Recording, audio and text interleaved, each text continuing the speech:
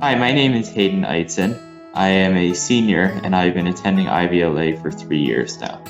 So before IVLA, I went to a regular middle school, and towards the end of that, it became very difficult to manage cello, which is a major part of my life and always has been.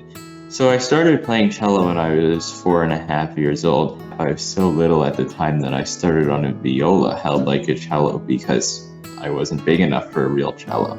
Usually I'd say practicing takes around 4 to 5 hours on average per day. So I didn't always practice that much, of course, but when I realized that this is a real passion that I have, if I want to do it well, I have to dedicate that amount of time. Anyone who does something that requires peak performance like cello or athletic probably knows how much time it really takes to be able to do that activity at a high level.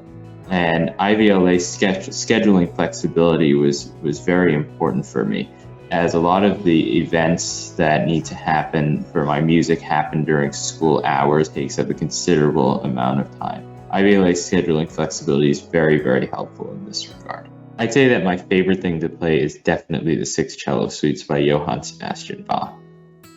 These pieces are just really, I think, the pinnacle of music written for the cello.